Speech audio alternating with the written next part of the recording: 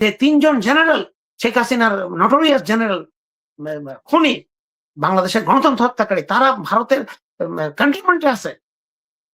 ভাবতে পারেন আপনি ভারত কোন পর্যায়ে গিয়ে বাংলাদেশের গণতন্ত্র, বাংলাদেশের স্বাধীনতা, সার্বভৌমত্বকে কিভাবে অবমাননা করে?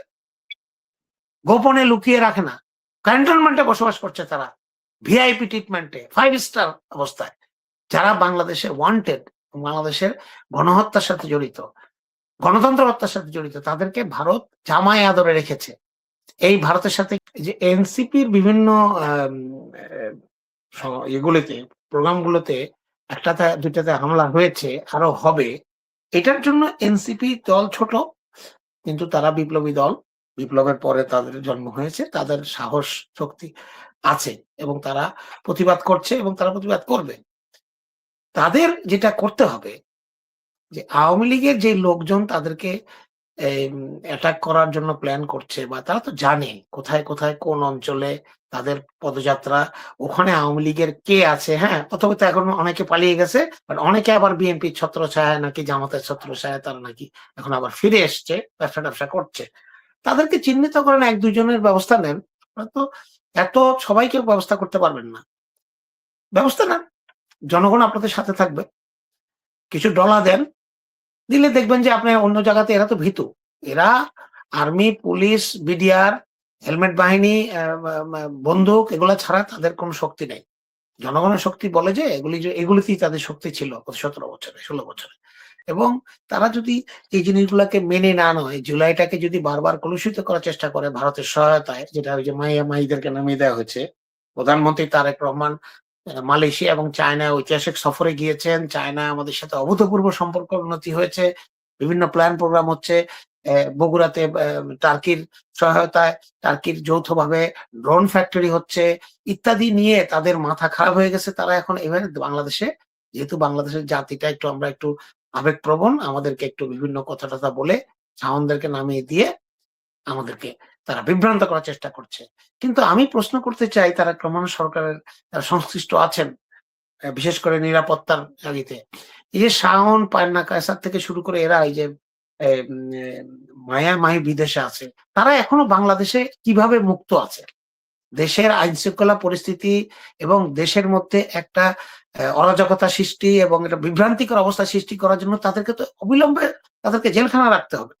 তারা যেন সোশ্যাল মিডিয়া ব্যবহার করতে না পারে এবং ব্যবহার করে মানুষের মধ্যে জনমনে বিভ্রান্তি করতে না পারে, এটার জন্য তো ব্যবস্থা নেওয়া উচিত। যদি ব্যবস্থা না নেন, এর পরবর্তীতে তাদের উপর যদি কোনো কিছু হয় বা কোনো দেশের বিশৃঙ্খলা হয়, ওরাই তো দায়ী থাকবে।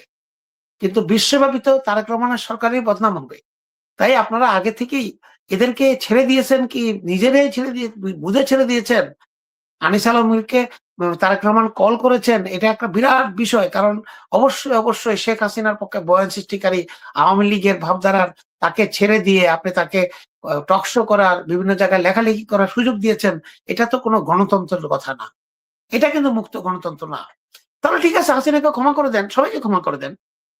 আপনি তো বলেছেন সবাইকে নিয়ে সামনের দিকে যেতে হবে, ক্ষমা করে দেন সবাইকে। সাধারণ ক্ষমা শেখ মুজিব করেছিল না? সাধারণ ক্ষমা শেখ মুজিব সাধারণ ক্ষমা করেছে, তার মেয়ে এসে তাদেরকে ফাঁসিতে ঝুলিয়েছে, আপনিও ক্ষমা করে দেন, অসুবিধা নাই তো। ক্ষমা করা মহত্বের লক্ষণ, তাহলে আর কোনো বিতর্ক থাকবে না। আওয়ামী লীগকে সাধারণ ক্ষমা দিয়ে দেন, তারা এসে যাক, তারা আবার নির্বাচন করুক, আপনারা যদি তাদের সাথে টিকে জিতে আসতে পারেন আসবেন, নাহলে তারা ক্ষমতায় আসবে, করেন, অসুবিধা নাই তো, আপনার হাতে এটাও আছে।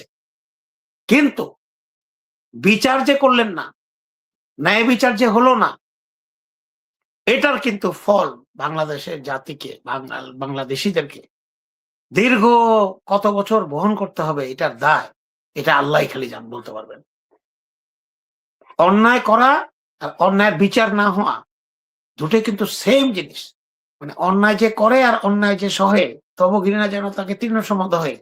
মানে আপনি যে অন্যায়টা করেছে, যাকে যদি আপনি মাফ করে দেন বিচার না করে, খুব ভয়াবহ অন্যায় এবং ভেগ ভাবে লক্ষ লক্ষ লোকের উপর অন্যায় করেছে, হত্যা করেছে, তাদেরকে যদি আপনারা যদি কিছু না করেন, এবং আপনারা কি আশায় কি ক্যালকুলেশনে করছেন এটা আমরা জানি। বিএনপি আশা করেছিল যে আওয়ামী লীগের সমর্থন নিয়ে তারা ক্ষমতা, যদি আওয়ামী লীগের ভোটটাও তারা পায়, তাহলে তাদের জন্য ক্ষমতা যেতে সুবিধা হবে।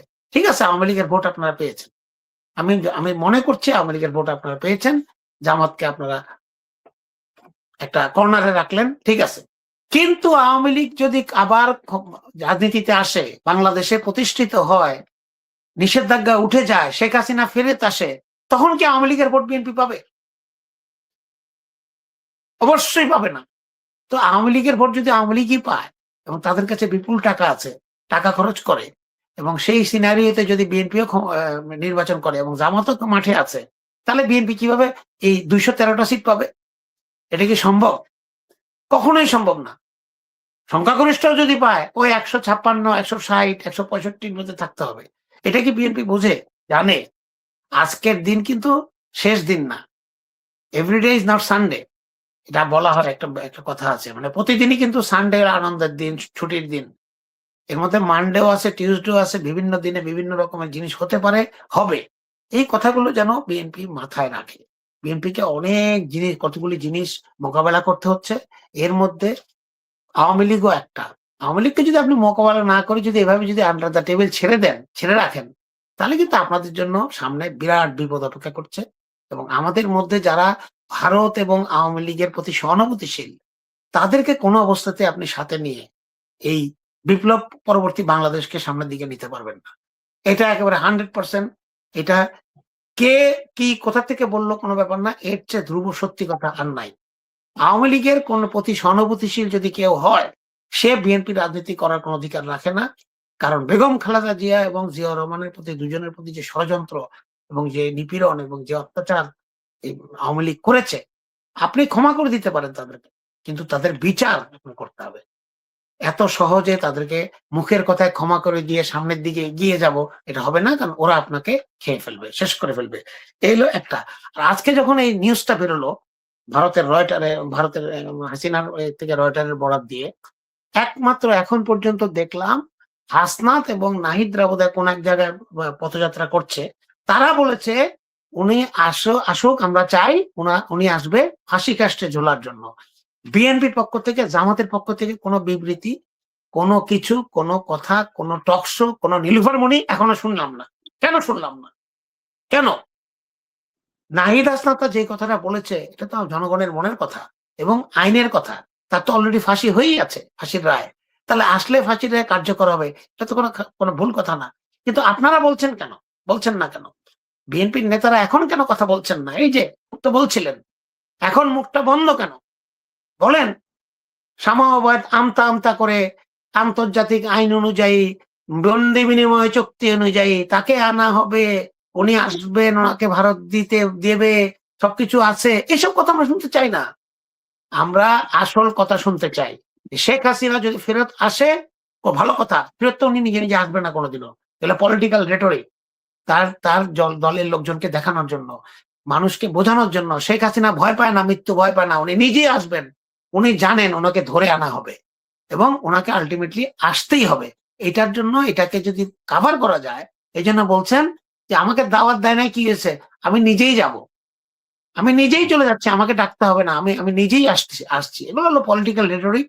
এগুলি এগুলি ভাওতাবাজি, ধাপ্পাবাজি। এগুলাতে বিভ্রান্ত হওয়ার কোনো কারণ নাই। আমি অনুরোধ করবো জনগণকে, শেখ হাসিনার কোনো কথাতে বিভ্রান্ত হবেন না।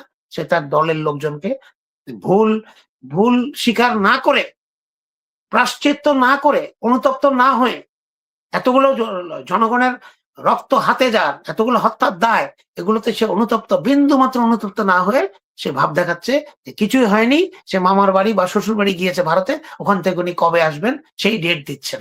এবং তার নেতা কর্মীরা তার সাথে উৎসাহিত হয়ে তারা আবার অনেক কিছু বলছে, মাইয়া মাইটাইরা। এই জন্য আমি অনুরোধ করবো জনগণকে, এইভাবে বিভ্রান্ত হবেন না। শেখ হাসিনাকে বাংলাদেশে এনে বিচার করার দায়িত্ব বাংলাদেশ সরকারের। এবং এর জন্য বাংলাদেশ সরকার জুলাই যোদ্ধা, জুলাই নিহতদের রক্তের প্রতি প্রতিশ্রুতিবদ্ধ। করতেই হবে। বিশেষ করে বেগম খালেদা জিয়ার উপর যে অত্যাচার এবং দেশের জনগণের উপর যে অত্যাচার, এবং দেশকে একটা দেশের হাতে তুলে দেওয়া।